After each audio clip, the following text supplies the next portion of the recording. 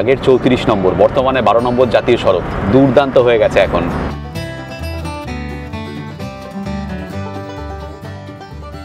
আজকে 4 ফেব্রুয়ারি রবিবার, আর আমরা বেরিয়ে পড়েছি আরেকটা নতুন জায়গার উদ্দেশ্যে। আপনাদের সবাইকে স্বাগত জানাচ্ছি এক্সপ্লোরার শিবাজি চ্যানেলের একটা সম্পূর্ণ নতুন পর্বে। একটু একটু গরম পড়তে শুরু করেছে, বাতাসে এখন বসন্তের ছোঁয়া। সামনেই সরস্বতী পুজো, আমাদের ভ্যালেন্টাইন ডে, আর তারপরেই হচ্ছে দোলযাত্রা। বেড়ানোর মরশুম কিন্তু চলছেই।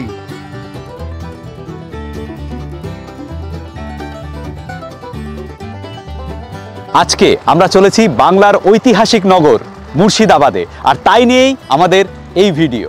মুর্শিদাবাদে আমরা থাকবো রাজ্য পর্যটন উন্নয়ন দপ্তর মানে WBTDCL এর মতিঝিল ট্যুরিজম প্রপার্টিতে। রাজ্য পর্যটন উন্নয়ন দপ্তর WBTDCL কে আমরা আন্তরিক ধন্যবাদ জানাবো আমাদের এই ট্যুর আর ভিডিও স্পন্সর করার জন্য। আমরা রওনা দিয়েছি আজকে সকাল 6টায়, আর খানিক্ষণ পরেই কৃষ্ণনগর। এখন বাজে সকাল 8:45। কৃষ্ণনগরে মাদারসাটে আমরা ব্রেকফাস্ট করব। যারা ট্রেনে আসতে চাইবেন তাদের উচিত হবে কলকাতা স্টেশন থেকে সকাল 6:50 হাজারদুয়ারি এক্সপ্রেস ধরে 10:20 মুর্শিদাবাদ পৌঁছে যাওয়া। ফিরতি পথে হাজারদুয়ারি মুর্শিদাবাদ থেকে ছাড়ে সন্ধে 5:20 এই ট্যুরে আজকে আমাদের সঙ্গী বাসুদেবদা, বৌদি আর বাসুদেবদার ভাগ্নি মুনাই। বাসুদেবদাকে আপনারা অলরেডি চেনেন, আমাদের চ্যানেলের সবচেয়ে জনপ্রিয় যে ভিডিওটা, যেটা 2020 সালের মার্চ মাসে আমরা গঙ্গাসাগর যাওয়ার পথে করেছিলাম একটা ওয়াটার বাসে চড়ে। সেই ভিডিওতে আমার সঙ্গী ছিলেন বাসুদেবদা। আজকে অনেক দিন পরে আবার আমরা একসঙ্গে বেড়াতে যাচ্ছি।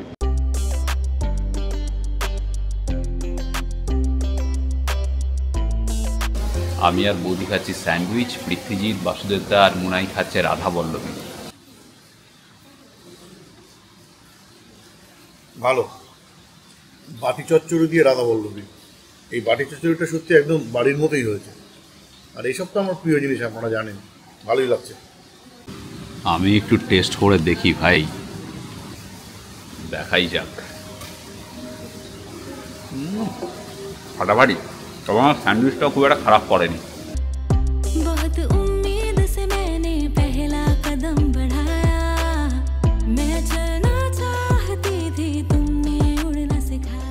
বারাসাত থেকে 12 নম্বর জাতীয় সড়ক ধরে কৃষ্ণনগর, বেথুয়াডহরি, পলাশী হয়ে মুর্শিদাবাদের দূরত্ব 185 কিলোমিটার। সময় লাগে কম বেশি 4.5 ঘন্টা। যাওয়ার পথে আমরা দেখে নিয়েছিলাম পলাশীর স্মৃতিসৌধ।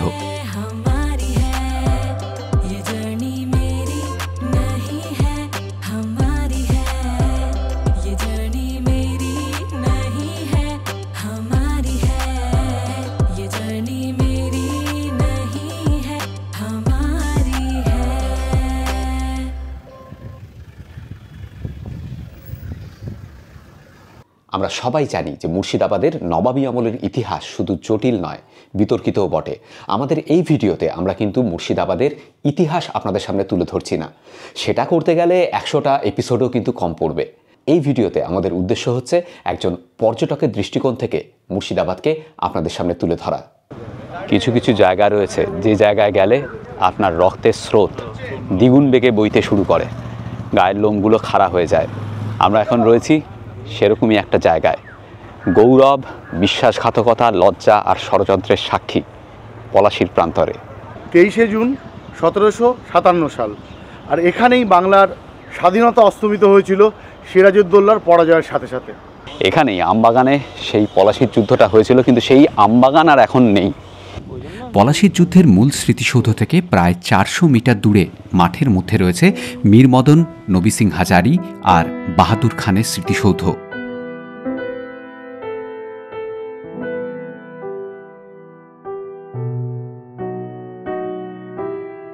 পলাশীর প্রান্তরে আলাপ হলো ময়ূখ, অরিজিৎ, সায়ক আর সায়নের সঙ্গে। ওরা আমাদের এক্সটেন্ডেড ফ্যামিলির সদস্য। থ্যাংক ইউ সো মাচ, ভালো থেকো। খুব ভালো লাগলো। আমরা হঠাৎ করেই এসেছিলাম অ্যাকচুয়ালি পলাশী ঘুরতে, আমরা বন্ধু এই 4 জন মিলে, বন্ধুরা মিলে। তো এখানে এসে হঠাৎ করে শিবাজিদা এবং পৃথ্বীদার সাথে দেখা হলো। এই এক অনবদ্য অনুভূতি, মানে এখানে এসে সত্যি অবাক করা ব্যাপার। দারুণ লাগলো তোমাদের সাথে দেখা। ভালো থেকো, ভালো থেকো, দেখা হবে আবার। ঠিক। হ্যাঁ সবাই মিলে দুধ চা, ঠিক আছে। একটু ভালো করে চা খাওয়া কাকা। আমি লাল চা পছন্দ করি, কিন্তু আজকে পাবলিক ডিমান্ডে দুধ চা খাচ্ছি। হ্যাঁ 1 2 3 4 5, 5টা দুধ চা, 2টো লাল চা, আর মিষ্টি একটু কম দেবে।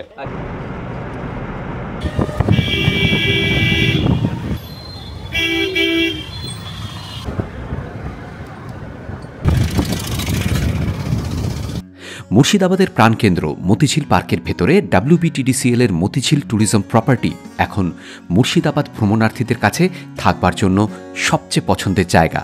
চারিদিকে অশ্বক্ষুরাকৃতির হ্রদের মাঝখানে মতিঝিল পার্ক মুর্শিদাবাদের অন্যতম দর্শনীয় স্থান। আর এই পার্কের ঠিক মাঝেই রাজ্য পর্যটন উন্নয়ন দপ্তরের এই লাক্সারিয়াস থাকার জায়গা।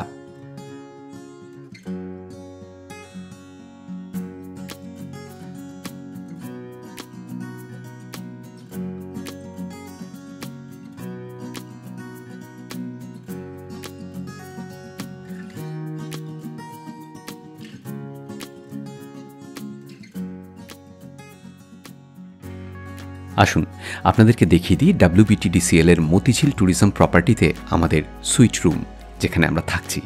ঢুকেই একটা বিরাট বৈঠকখানা, বসবার জন্য আক্ষরিক অর্থেই রয়েছে আরাম কেদারা, আর মাঝে সেন্টার টেবিল, বাদিকে একটা ওয়ার্কিং ডেস্ক, আর রয়েছে একটা দেওয়াল জোড়া বড়সড় টিভি। বৈঠকখানা লাগোয়া শোবার ঘর, ঢুকে সোজাসুজি দুটো সোফা চেয়ার,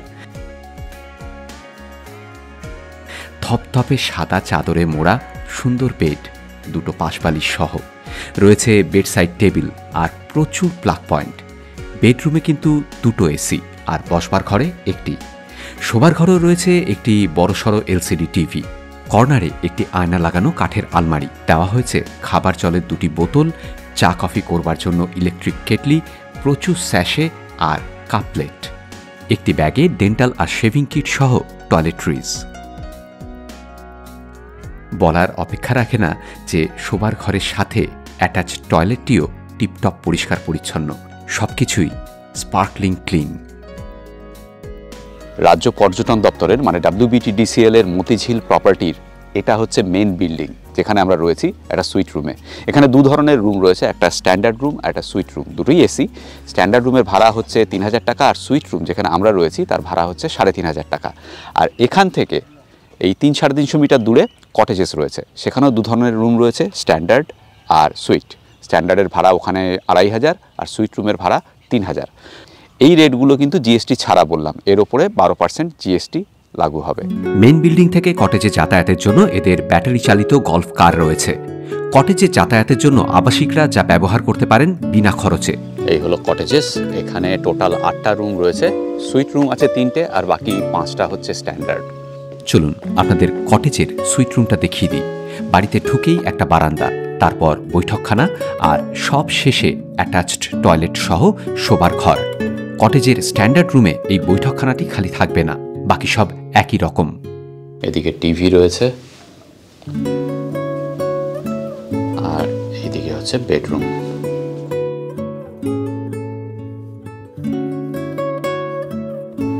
আর এসি রয়েছে 2টো।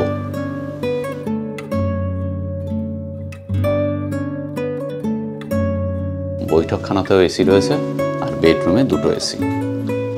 চলুন এবার ওয়াশরুমটা দেখে নিন। এই হচ্ছে ওয়াশরুম, খুবই পরিষ্কার পরিচ্ছন্ন, গিজার রয়েছে, এদিকে বেসিন।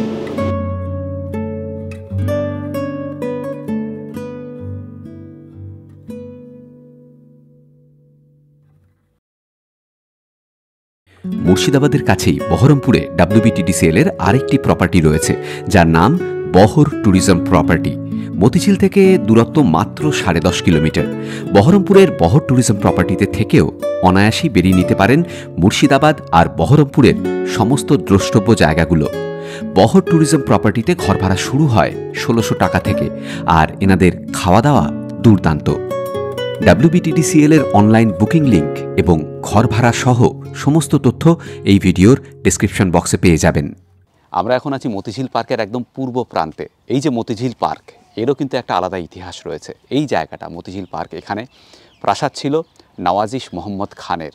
উনি ছিলেন ঢাকার ডেপুটি ডাইরেক্টর। ওনাকে আপনারা চিনবেন, কিভাবে চিনবেন? ঘসেটি বেগম, আলীবর্দী খাঁর বড় মেয়ে, মেহেরুন্নেসা বেগম যার আরেক নাম, ঘসেটি বেগমের স্বামী ছিলেন এই নওয়াজিশ মোহাম্মদ খান। ওনার প্রাসাদ ছিল এখানে। এই যে এখন মূর্তিগুলো করা আছে এগুলো নতুন, এই জায়গায় এখন বর্তমানে লাইট অ্যান্ড সাউন্ড হয়, আপাতত বন্ধ রয়েছে, আবার চালু হয়ে যাবে। এর পেছনেই প্রাসাদের ভগ্নাবশেষ রয়েছে নওয়াজিশ মোহাম্মদ খানের। নওয়াজিশ মোহাম্মদ খান কিন্তু একজন দারুণ মানুষ ছিলেন, উনি দানবীর ছিলেন, মুর্শিদাবাদের প্রচুর মানুষের উপকার করেছেন উনি। ঘসেটি বেগমকে আমরা যেমনি ষড়যন্ত্রকারিণী হিসেবে জানি বা চিনি, নওয়াজিশ মোহাম্মদ খানের ব্যাপারটা কিন্তু ঠিক উল্টো ছিল। নওয়াজিশ মোহাম্মদ খান এবং ঘসেটি বেগম ওনারা সিরাজউদ্দৌলার ভাই একরামউদ্দৌলাকে অ্যাডপ্ট করেছিলেন, মানে আমিনা বেগমের ছেলে, ছোট ছেলে, তাকে অ্যাডপ্ট করেছিলেন। আমিনা বেগম ছিল আলীবর্দী খাঁর ছোটো মেয়ে, কিন্তু একরামউদ্দৌলা মারা যায় স্মল পক্সে এবং তার শোকেই প্রায় নওয়াজিশ মোহাম্মদ খান 1755 সালে পলাশির যুদ্ধের আগে দেহত্যাগ করেন।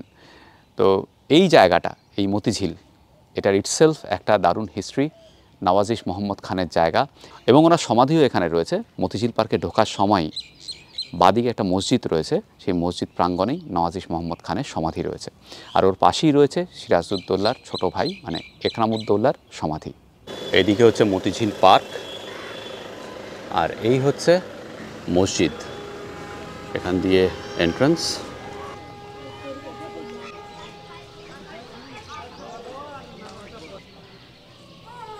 আমরা এখন আছি মতিঝিল পার্কের পশ্চিম দিকে। মতিঝিল পার্কে ঢোকার যে গেট, তার ঠিক বাদিকেই রয়েছে এই মসজিদ, আর এখানে মসজিদ প্রাঙ্গণেই রয়েছে ঘসেটি বেগমের হাজব্যান্ড নওয়াজিশ মোহাম্মদ খানের সমাধি। নওয়াজিশ মোহাম্মদ খান, যাকে বলেছি আপনাদের, উনি ছিলেন ঢাকার ডেপুটি গভর্নর।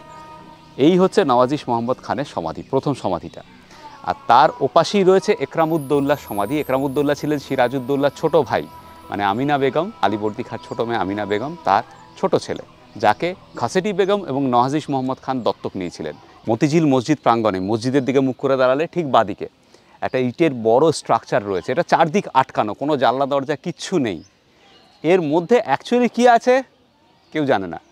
গুপ্তধন, কেউ বলেন গুপ্তধন রয়েছে, কেউ বলেন কবর রয়েছে, কিন্তু অ্যাকচুয়ালি কী আছে তার অনুসন্ধান এখনও করা হয়নি।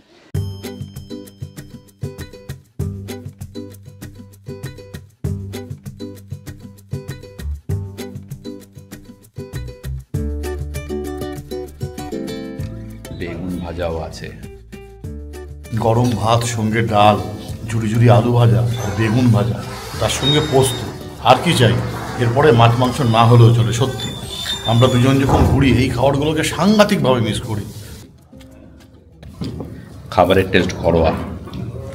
বাসুদেবদা কেমন লাগছে?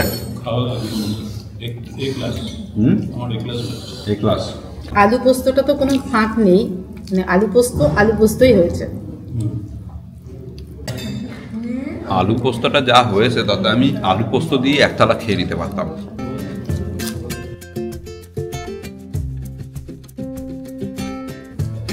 মাছের সাইজ দেখুন, ওভার স্ট্যান্ডার্ড।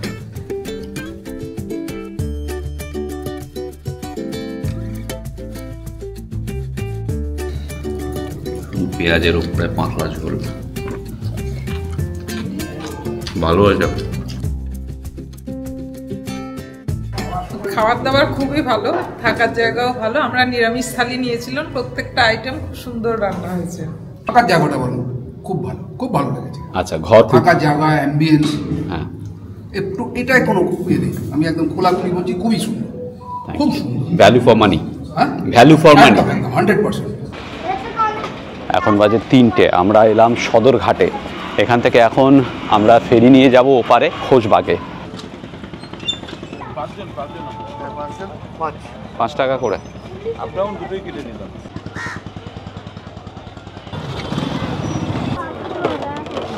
মানে মহারাষ্ট্রের শিবাজি তুই?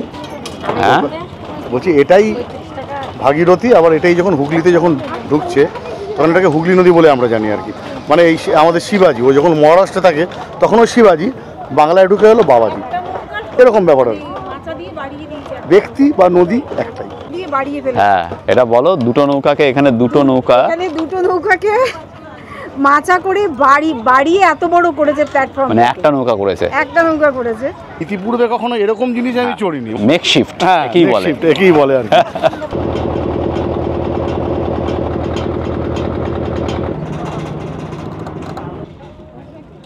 এপারে এসে এবার টোটো নিতে হবে। কত করে ভাড়া ভাই? তোর ভাড়া হচ্ছে 15 টাকা পার হেড।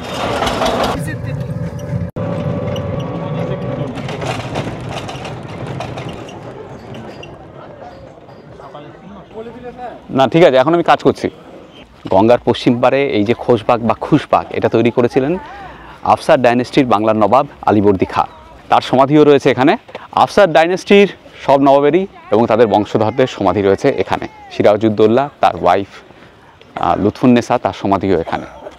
বাংলার নবাব আলীবর্দী খাঁর 3 সন্তান ছিল, 3 কন্যা সন্তান ছিল। বড় মেয়ে খাসেটি বেগম, মেজো মেয়ে মাইমুনা বেগম আর ছোটো মেয়ে আমিনা বেগম। আমিনা বেগমের সন্তান ছিলেন সিরাজ, আর মাইমুনা বেগমের ছেলে ছিল শওকত জং বাহাদুর। ঘসেটি বেগম নিঃসন্তান ছিলেন। ঘসেটি চেয়েছিলেন শওকত জং বাহাদুর নবাবী পাক আলীবর্দী খাঁর পরে, কিন্তু আলীবর্দী খাঁর পছন্দ ছিল সিরাজকে। যদিও সিরাজ প্রথম জীবনে কিন্তু আলীবর্দী খাঁর বিরুদ্ধে বগাবত করেছিল, কু করেছিল, তবুও সিরাজ ছিল আলীবর্দী খাঁর প্রিয় পাত্র। তো সিরাজ যখন নবাব হয় তখন সেই জন্য ঘসেটি বেগম মির্জাফরের সঙ্গে হাত মেলায় সিরাজের এগেনস্টে ষড়যন্ত্রে। সেই ইতিহাস আমরা সবাই জানি। তারপর কি হয়েছিল তাও জানি। খোশবাগের কোনো সমাধির ওপরই নাম বা সাল লেখা নেই। সিরাজের সমাধিতে অবশ্য পার্সিয়ান ভাষায় নাম লেখা রয়েছে, যা আমাদের পক্ষে বোঝা সম্ভব নয়। স্থানীয় গাইড সঙ্গে নিতে পারেন, তবে গাইডদের কথায় ইতিহাসের সত্যতা একেবারেই কম, বরং চটকদার গল্পই বেশি মনে হয়। এই হচ্ছে সিরাজউদ্দৌলার কবর।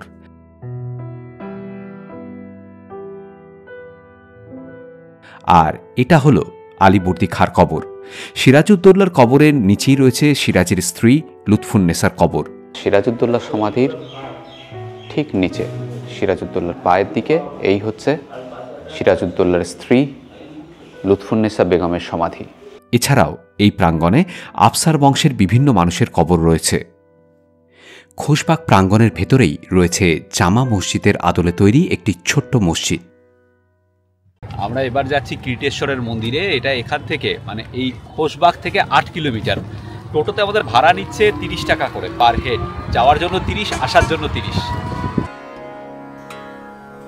এই কীর্তেশ্বরী মন্দিরটি 51 শক্তিপীঠের অন্যতম। কথিত আছে এখানে সতীর করটির সামনের অংশ পড়েছিল।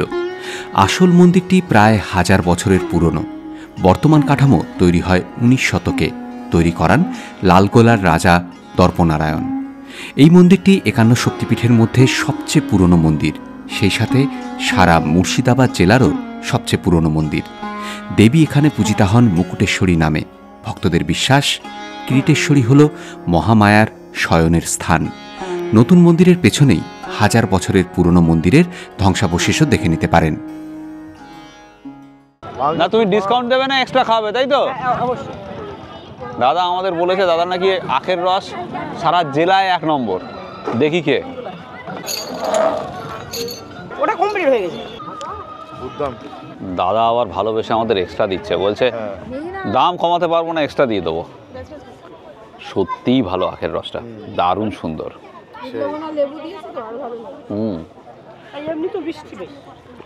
বিট নুন আর লেবুর জন্য আরও টেস্টি হয়েছে। দেখুন এখানে কাদের সঙ্গে আলাপ হলো। অরুণিমা সিনহা, দেবলীনা পাল, ওনারা আমাদের এক্সটেন্ডেড পরিবারের সদস্য। খুব ভালো লাগে আমাদের যখন আমাদের পরিবারের সদস্যদের সঙ্গে আমাদের দেখা হয়। ভালো থাকবেন সকলে, এভাবেই সঙ্গে থাকবেন। আপনি অরুণিমার মা? না, দেবলীনার মা। আচ্ছা, আর উনি? অরুণিমার মা। আমরা বৌদি ননদ। আচ্ছা আচ্ছা, ভালো থাকবেন, দেখা হবে আবার। আপনারাও ভালো থাকবেন, এরকমই ঘুরতে থাকুন আর আমাদেরকে দেখাতে সঙ্গে মাঝে মাঝে নিশ্চয়ই নিশ্চয়ই দেখা হবে। ভালো থাকবেন। আজকে 5 তারিখ, 5ই ফেব্রুয়ারি 2024। এখন বাজে সকাল ঠিক 10টা। আমরা এখন মুর্শিদাবাদ ভ্রমণে বেরোচ্ছি আপনাদেরকে সঙ্গে নিয়ে। প্রথমে যাব কাঠগোলা। এই মতিঝিল ক্যাম্পাসের মধ্যে স্পিড বোট রাইড করা যায় আর টয় ট্রেন রাইড করা যায়, সেগুলো চড়বো আমরা ফিরে এসে।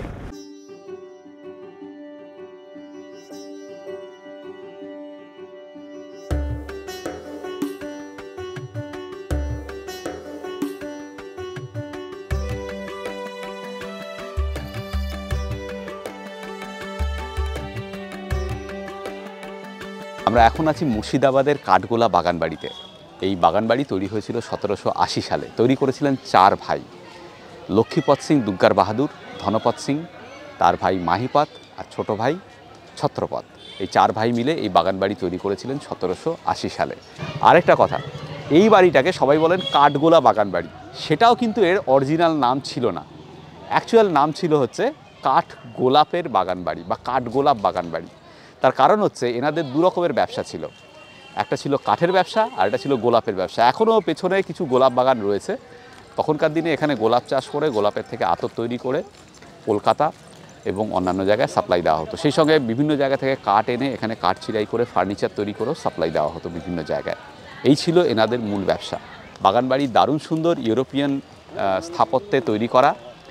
আর এই যে গেটটা দেখতে পাচ্ছেন, এটাকে বলা হয় নহবত গেট, বিরাট বড় গেট। বাগানবাড়িতে ঢুকতেই 4টি মূর্তি দেখতে পাবেন 4 ভাইয়ের, ঘোড়ার পিঠে সওয়ার এই রকম। 8 বছরের নিচে কোনো টিকিট লাগে না, তার উপরে পার টিকিট 30 টাকা বড়দের জন্য। ইউরোপীয় স্থাপত্যে মূল বাড়িটি তৈরি করা হলেও যেহেতু দুগ্গার বাহাদুররা রাজস্থানের জৈন ছিলেন, তাই এই বাগানবাড়ির বিভিন্ন জায়গায় রাজস্থানের ছোঁয়াও দেখতে পাবেন। এখানে একটা স্টেপ ওয়েল আছে। বাগানবাড়ির পেছনের দিকে রয়েছে একটি ধপধপে সাদা সুন্দর জৈন মন্দির। এই যে এই বাড়িটা, এটা ছিল রান্নাঘর। আর মূল বাড়ির সামনে রয়েছে একটি পুকুর। এই যে 260 বিঘা যে জমিটা, এটা তখনকার দিনে 1200 টাকার বিনিময়ে মির্জাফরের ছেলে মিলনের থেকে 999 বছরের জন্য এনারা লিজ নিয়েছিলেন এই 4 ভাই। এই যে এই পুকুরটা, এখানে অনেক মাছ রয়েছে। এই পুকুরে এই 4 ভাইয়ের 4 স্ত্রী স্নান করতেন, সেরকমই কথিত আছে। আর সেই সময় নাকি এখানে দুটো বিরাট বড় বড় মাছ ছিল, তাদের সাইজ লোকমুখে যা শোনা যায় 1.5 মণ, মানে 60 কেজির মতো ছিল। সেই মাছগুলো মারা যাওয়ার পরে তাদেরকে ওখানে সমাধিস্থ করা হয়েছে, সেটাও রয়েছে ওখানে। এই যে দুটো মাছের কথা বললাম, এর একজনের নাম হচ্ছে হিড়ে, একজনের নাম হচ্ছে মতি। রানীরা লিটারেলি একজনের নাকে হিড়ের নথ আর একজনের নাকে মতির নথ পরিয়ে দিয়েছিলেন, সেই জন্যই নাম ছিল হিড়ে মতি। যাই হোক, পৃথ্বীজিৎ 1.5 মণের মাছ মানে 60 কেজির মাছ, হ্যাঁ, মানে পুরো জীবনটা অতিবাহিত করেছে, মৃত্যু হয়েছে, তারপর সমাধিপ্রাপ্ত হয়েছে। ভাব কত ভাগ্যবান।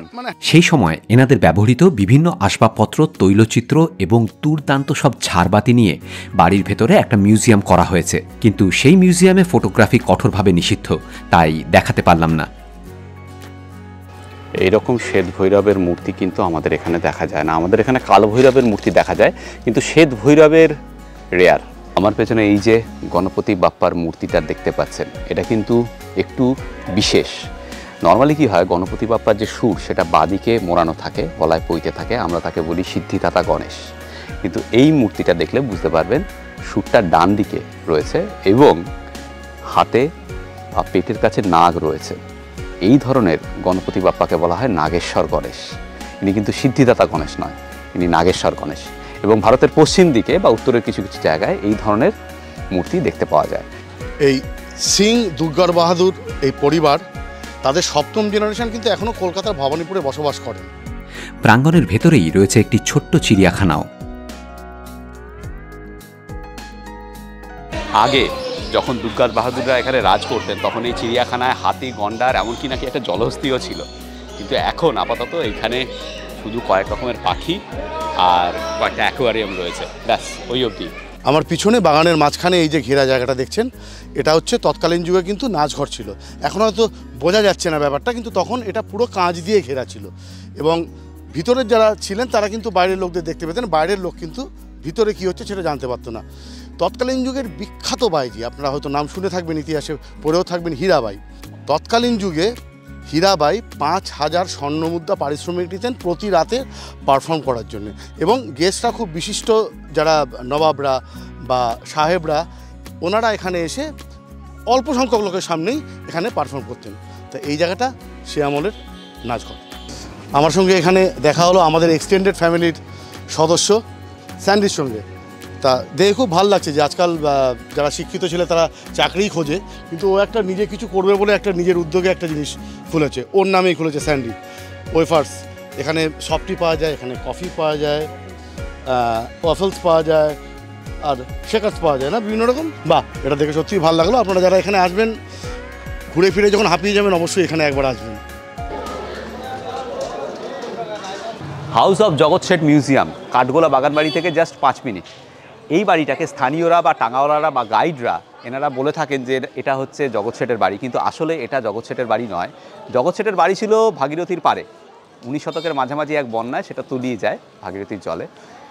পরবর্তীকালে এই বাড়িটা তৈরি করা হয়েছিল এবং এখন এটা মিউজিয়াম। তবে স্থানীয়রা এটা কি জগৎ শেঠের বাড়ি বলে থাকেন। দুটো জিনিস আপনারা মুর্শিদাবাদে দেখতে পাবেন না, একটা হচ্ছে অরিজিনাল জগৎ শেঠের বাড়ি, আর 2 নম্বর হচ্ছে হীরাঝিল। দুটোই কিন্তু ভাগীরথীর জলে তলিয়ে গিয়েছে। এই জগৎ শেঠ মিউজিয়ামের টিকিট হচ্ছে 30 টাকা করে। জগৎ শেঠ কিন্তু একটা উপাধি। অ্যাকচুয়ালি জগৎ শেঠ ছিলেন 4 জন। আমরা যে জগৎ শেঠকে জানি, যিনি সিরাজের বিরোধিতা করেছিলেন, তার আসল নাম ছিল মেহতাব চাঁদ। আচ্ছা, জগৎ শেঠ সিরাজের বিরোধিতা করলেন কেন, তার পেছনে একটা গল্প এখানে শোনা যায়। এটা ঐতিহাসিকভাবে কতটা সত্য তা আমরা জানি না, কিন্তু আমি বলছি সেটা অনেকেই জানেন হয়তো।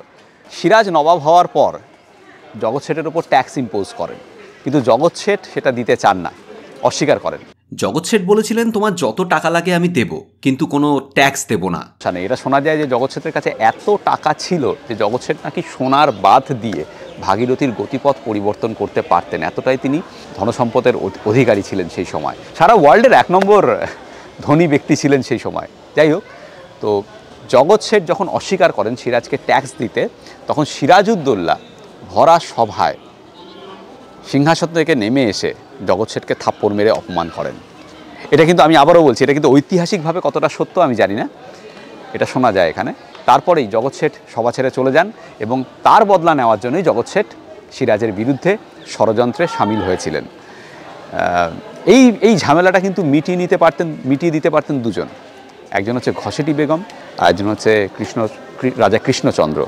এনারা যদি প্রোঅ্যাক্টিভ থাকতেন তাহলে কিন্তু এই ঝামেলাটা মিটে যেত। কিন্তু এদের আবার আলাদা আলাদা কারণ ছিল, এদের আবার আলাদা আলাদা লক্ষ্য ছিল, স্বার্থ ছিল, তো সেটা আবার ডিফারেন্ট গল্প। এই বাড়ির ভেতরে বর্তমানে যে মিউজিয়াম রয়েছে সেখানে ক্যামেরা একেবারেই অ্যালাউড নয়। এখানে ভেতরে ক্যামেরা অ্যালাউড না, কিন্তু অনেক জিনিস রয়েছে। তার মধ্যে সবচেয়ে মূল্যবান যে জিনিসগুলো দেখলাম, একটা উল্কা রয়েছে, উল্কাখণ্ড, আর একটা রয়েছে ঢাকাই মসলিন, অরিজিনাল ঢাকাই মসলিন। আর একটা জিনিস রয়েছে, সেটা হচ্ছে একটা চন্দন কাঠের, লাল চন্দন কাঠের খাট সেই সময়ের। এই জিনিসগুলো সাংঘাতিক। তাছাড়াও ওই সময়ের প্রচুর অস্ত্রশস্ত্র, বর্গীরা যে হানা দিয়েছিল, বর্গীদের অস্ত্রশস্ত্র এবং আরও অনেক কিছু আর্টিফ্যাক্টস, আসবাবপত্র, এই সব কিছু রাখা আছে সেই সময়কার। খুব সুন্দর। ভেতরে 2টো সুড়ঙ্গও রয়েছে। জগৎ শেঠ মিউজিয়ামের পর আমাদের গন্তব্য ছিল নসিপুর রাজবাড়ি। এখানে টিকিট হচ্ছে 20 টাকা। এই নসিপুর রাজবাড়ি তৈরি হয়েছিল 1776 খ্রিস্টাব্দে। এই বাড়ি তৈরি করেছিলেন দেবী সিং। উনি 1742 সালে মুর্শিদাবাদে এসেছিলেন এবং উনিও সিরাজের বিরুদ্ধে একজন ষড়যন্ত্রকারী ছিলেন। সিরাজের বিরুদ্ধে যে চক্রান্ত হয়েছিল, জগৎ শেঠ, ঘসেটি বেগম, মীর জাফর, তার সঙ্গে দেবী সিংও ছিলেন। আর দেবী সিং কিন্তু খুব কুখ্যাত ছিলেন, সাংঘাতিক অত্যাচারী, প্রচুর মানুষকে অত্যাচার করে ধনসম্পত্তি করেছিলেন। নসিপুর রাজবাড়ির বর্তমান অবস্থা দেখলে আন্দাজ করা যায় অতীতের বৈভব। দেওয়ালে বেশ কিছু অয়েল পেন্টিং রয়েছে সেই সময়ের কয়েকজনের। রাজবাড়ি প্রাঙ্গণেই রয়েছে রাধা মাধব আর ডাকাতকালীর মন্দির। নসিপুর রাজবাড়িতে এখনও প্রত্যেক বছর ধুমধাম করে ঝুলন আর রথযাত্রা পালিত হয়।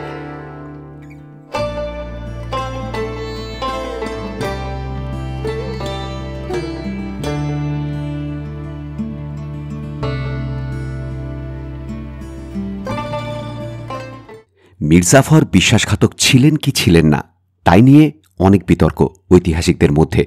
তবে এই যে বড় গেটটি দেখতে পাচ্ছেন না, এটিই ছিল মীর জাফরের বাড়ি, নেমক হারাম দেউরির সদর দরজা। মূল বাড়িটির আর কিছুই অবশিষ্ট নেই। কথিত আছে এই বাড়ির ভেতরেই মোহাম্মদ আলী বেগ 2 জুলাই 1757 সালে হত্যা করেছিলেন সিরাজউদ্দৌলাকে মীর জাফরের ছেলে মিরানের নির্দেশে।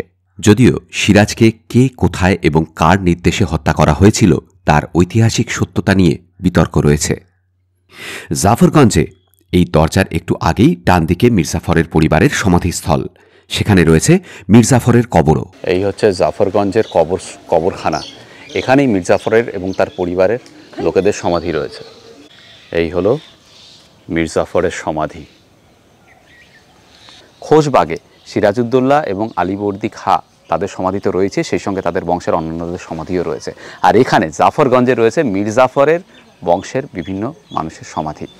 এখানে একটা জিনিস বাসুদেবদা পয়েন্ট আউট করলো যে কোনো সমাধিতে কোনো ফুল নেই, একমাত্র ফুল রয়েছে মীর জাফরের সমাধিতে, কয়েকটা গাঁদা ফুল। কোচবাগেও একটা সমস্যা ছিল, এখানেও সেই সমস্যাটা রয়েছে, সেটা হচ্ছে যে সমাধির ওপর পরিষ্কার করে নাম লেখা নেই, সাল লেখা নেই। এখানে কিছু সমাধিতে রয়েছে কিন্তু ম্যাক্সিমাম সমাধিতেই নেই। খোশবাগে তো কোনোটাতেই নেই। এখানে তাও যেমন ধরুন মীর জাফরের সমাধি, এখানে ওপরে যে নাম লেখা আছে সেটা খুবই অস্পষ্ট, দেখে বোঝার উপায় নেই, গাইড নিতে আপনি বাধ্য হবেন। এই যে সমাধিক্ষেত্র যার গেটের বাইরে আমি দাঁড়িয়ে আছি, এটা হলো মুর্শিদ কুলি খাঁর মেয়ে আজিমুন্নিসা বেগমের সমাধিক্ষেত্র। আচ্ছা, আজিমুন্নিসাকে নিয়ে একটা সাংঘাতিক বাজে রটনা রয়েছে। ওনাকে অনেকেই বলে থাকেন কলিজা খাকি বেগম। উনি নাকি সুস্থ থাকার জন্য বাচ্চাদের কলিজা খেতেন, বা উনি সাংঘাতিক ক্রুয়েল, নৃশংস ছিলেন, এবং ওনার হাজব্যান্ড সুজাউদ্দৌলা নাকি ওনাকে জীবন্ত সমাধি দিয়েছিল। এই সব কিছু সম্পূর্ণ মিথ্যে। ঐতিহাসিক সত্যতা এই কথাগুলোর বিন্দুমাত্র নেই। আজিমুন্নিসা মারা যাবার 100 বছর পর অবধি কোনো টেক্সটে এই ধরনের কোনো কথা লেখা নেই। এগুলো সর্বৈব মিথ্যে এবং রটনা। স্থানীয় গাইডদের রিকোয়েস্ট করব, আপনারা কিন্তু এ ব্যাপারে সতর্ক হবেন। আজিমুন্নিসাকে নিয়ে এই ধরনের প্রচার সম্পূর্ণ মিথ্যে। এর ঐতিহাসিক ভিত্তি, আবারও বলছি, কিচ্ছু নেই। বরং আজিমুন্নিসা ছিলেন একজন ধর্মপ্রাণা মহিলা। 1734 সালে উনি একটি মসজিদও তৈরি করেছিলেন, যা পরবর্তীতে ভাগীরথীর নিচে তলিয়ে যায়। অনেকে বলে থাকেন যে আজিমুন্নিসার সমাধি সিঁড়ির নিচে করা হয়েছে ওনার পাপ স্থলনের জন্য। আপনাদের বলছি, যারা এই তত্ত্বে বিশ্বাস করেন, ওনার বাবা মুর্শিদ কুলি খাঁর সমাধিও কিন্তু কাটরা মসজিদে রয়েছে, এবং তাও সিঁড়ির নিচে। এটা কিন্তু ওনাদের ফ্যামিলি ট্র্যাডিশন ছিল। আজিমুন্নিসার সমাধি দেখে আমরা ফিরে এসেছিলাম মতিঝিল পার্কে আমাদের হোটেলে। এই মতিঝিল পার্ক এটাই কিন্তু একটা বেড়ানোর জায়গা, দারুণ সুন্দর বেড়ানোর জায়গা। বিরাট বড় পার্ক, খুব সুন্দর করে সাজানো। আর এখানে টয় ট্রেনও রয়েছে। টয় ট্রেনের ভাড়া হচ্ছে এক পিঠে 20 টাকা। এখান থেকে নিয়ে যাবে 20 টাকায়, আবার ওপাশ থেকে যদি আসতে চান আবার 20 টাকা, মানে 40 টাকা হচ্ছে আপ অ্যান্ড ডাউন। এটা টয় ট্রেন বলছি বটে, দেখতেও টয় ট্রেনের মতো, কিন্তু লাইন নেই, চলে টায়ারে, মানে চাকা হচ্ছে টায়ারের চাকা, গাড়ির মতো। মতিঝিল পার্কের চারিদিকে যে অশ্বক্ষুরাকৃতির হ্রদ রয়েছে, সেখানে স্পিড বোটে চড়ে ঘুরতে পারেন। কিলোমিটার 3 এই স্পিড বোটে ঘোরার জন্য মাথাপিছু খরচ 100 টাকা।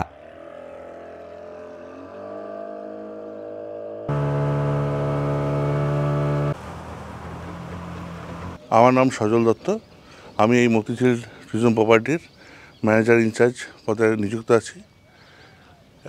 মুর্শিদাবাদের যত সমস্ত হোটেল রয়েছে এখানে, তো সব থেকে থাকার এবং এই সুন্দর পরিবেশ একমাত্র এই মতিঝিলেই পাবেন।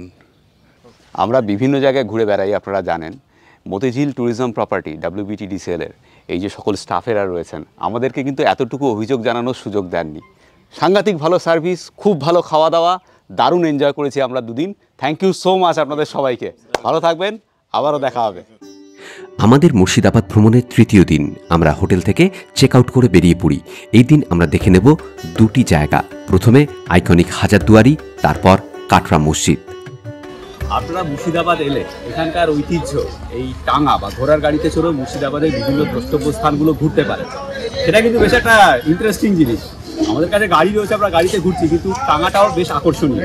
ঘণ্টা 6 সময়েই মুর্শিদাবাদের সমস্ত দ্রষ্টব্য স্থানগুলো দেখে নেওয়া যায় টাঙায় চড়ে। ভাড়া পড়ে প্রতিজন 150 টাকা করে। এখানে সব জায়গাতেই টাঙা পাবেন।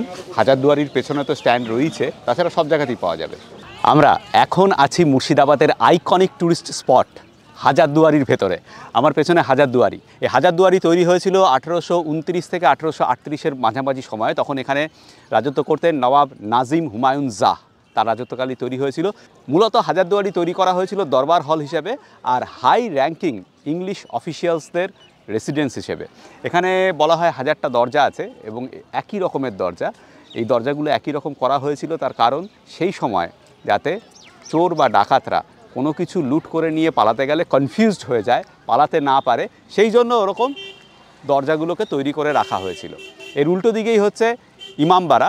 এই জায়গাটাকে বলা হতো কিলা নিজামাত। এই কিলা নিজামাত সিরাজের সময় থেকেই ছিল। তারপরে 1842 সাল নাগাদ একটা ভয়ঙ্কর অগ্নিকাণ্ডে ওই ইমামবাড়া বা এই জায়গাটা পুড়ে যায়। তারপরে আবার সেটাকে 1847-এ রিবিল্ড করা হয়। সেই সময় নবাব ছিলেন নবাব মনসুর আলী খান। এই হাজারদুয়ারি প্যালেসের চিফ ইঞ্জিনিয়ার ছিলেন কর্নেল ডানকান ম্যাকলয়েড। হাজারদুয়ারির প্রাঙ্গণের ভেতরে এই ক্লক টাওয়ারটি, যাকে বলা হয় বিগ বেন অফ মুর্শিদাবাদ, এটি ডিজাইন করেছিলেন সাগর মিস্ত্রি নামে কর্নেল ম্যাকলয়েডের একজন অ্যাসিস্ট্যান্ট। হাজারদুয়ারির এই 1000টা দরজার মধ্যে 100টা দরজা কিন্তু সম্পূর্ণ ফলস। আরেকটি কথা, হাজারদুয়ারির ভেতরে যে মিউজিয়াম রয়েছে সেখানে মোবাইল সহ যে কোনো ক্যামেরা সম্পূর্ণভাবে নিষিদ্ধ, তাই মিউজিয়ামটি দেখানো গেল না।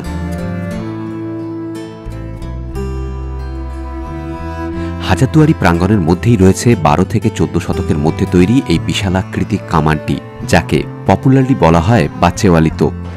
আচ্ছা প্রীতিজিৎ, হ্যাঁ বল। এই হাজারদুয়ারি তখন তৈরি করতে কত খরচা হয়েছিল জানিস? না, আমার ঠিক আইডিয়া নেই। 16.5 লক্ষ স্বর্ণ মুদ্রা। বাবা, মানে ভাবা যায় না, মানে এখনকার দিনে সেটা কত টাকায় দাঁড়াতে পারে সে আইডিয়া আমার পক্ষে করা তো সম্ভব না। তোর কোনো আইডিয়া আছে? না, 1000 কোটি টাকার ওপরে হবে। আপনারা যদি কোনো ধারণা থাকে আপনাদের প্লিজ কমেন্ট করে জানাবেন যে বর্তমান বাজার মূল্য কত হবে। 16.5 লক্ষ স্বর্ণ মুদ্রা, মানে একটা স্বর্ণ মুদ্রার ওজন কত ছিল তার উপর নির্ভর করবে। যাই হোক, এই যে নিজামত ইমামবাড়া হাজারদুয়ারির ঠিক উল্টো দিকে, এটা পশ্চিমবঙ্গের সবথেকে বড় ইমামবাড়া, 207 মিটার দৈর্ঘ্য। এটা কিন্তু বন্ধ, ট্যুরিস্টদের ঢুকতে দেওয়া হয় না এখন।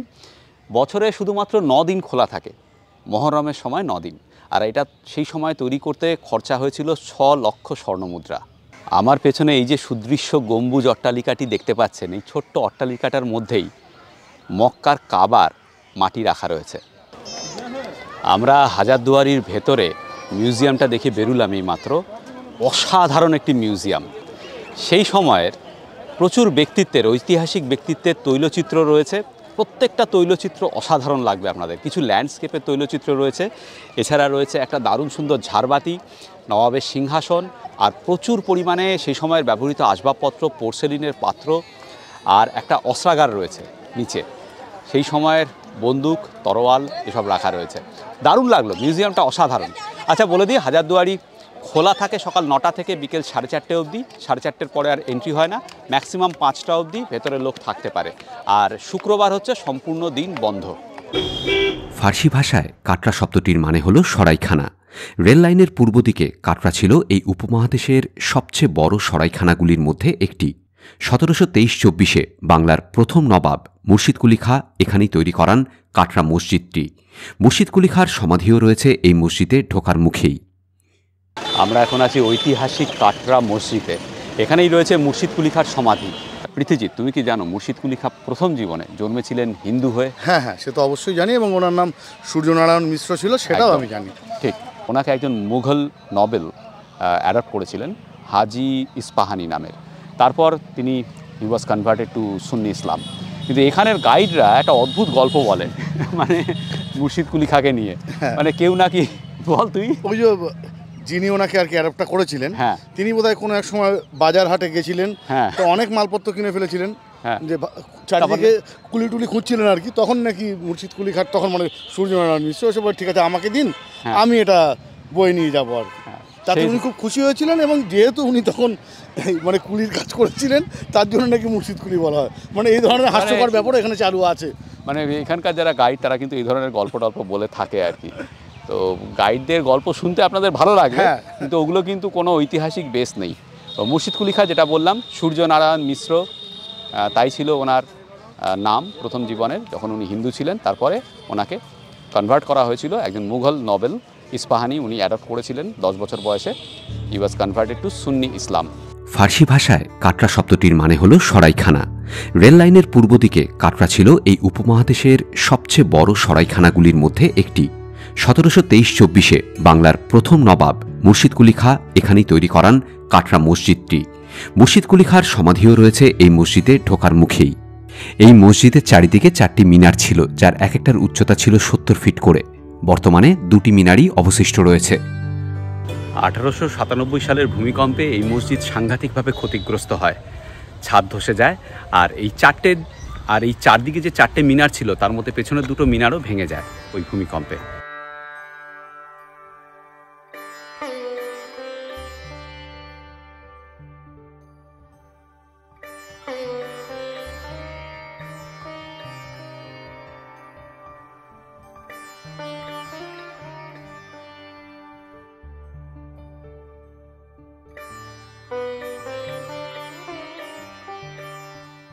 ডান দিকে এই যে সিঁড়িটা দেখতে পাচ্ছেন, এই সিঁড়ি দিয়ে উঠে ওই ওপরে যে জায়গাটা, ওর নিচেই রয়েছে মুর্শিদ কুলি খাঁর সমাধি। এই ছোট ঘর দিয়ে ঢুকতে হবে, ঢুকলে পরেই সমাধিটা দেখা যাবে।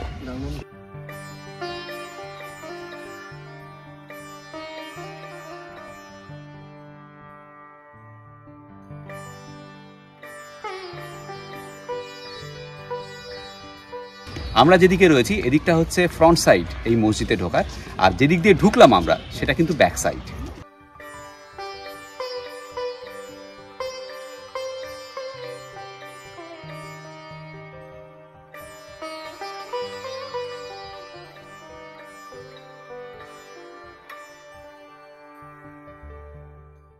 কাটরা মসজিদ দেখে নিয়ে আমরা চলে এলাম পাশেই জাহানকোষা কামানের কাছে। আমরা এখন রয়েছি জাহানকোষা কামানের ঠিক সামনে। জাহানকোষা কথাটার মানে হচ্ছে বিশ্বজয়ী। এই যে কামানটা দেখতে পাচ্ছেন, এটা তৈরি করা হয়েছিল 1637 সালে। তৈরি হয়েছিল কিন্তু ঢাকায়। জনার্দন মজুমদার এটা তৈরি করেছিলেন তৎকালীন ঢাকার সুবেদার ইসলাম খাঁর নির্দেশে। তারপর এটাকে এখানে নিয়ে আসা হয়। এর দৈর্ঘ্য হচ্ছে 17 ফুট 6 ইঞ্চি আর ওজন 7 টনেরও বেশি। কামানটা অষ্টধাতুতে তৈরি, তাই এখনও অবধি মরচে পড়েনি এর ওপর। এর মুখের ডায়ামিটারটা দেখুন, 1.5 ফুট 2 ফুট হবে। এই হোলটা 6 ইঞ্চি। আমাদের ভ্রমণের তৃতীয় রাত আমরা বহরমপুরে WBTTCL এর বহর প্রপার্টিতে কাটিয়ে চতুর্থ দিন ফিরে আসি কলকাতায়। বহর প্রপার্টির অভিজ্ঞতা থাকবে অন্য কোনো পর্বে। আজকের গল্প এই পর্যন্ত। ভালো থাকবেন সকলে।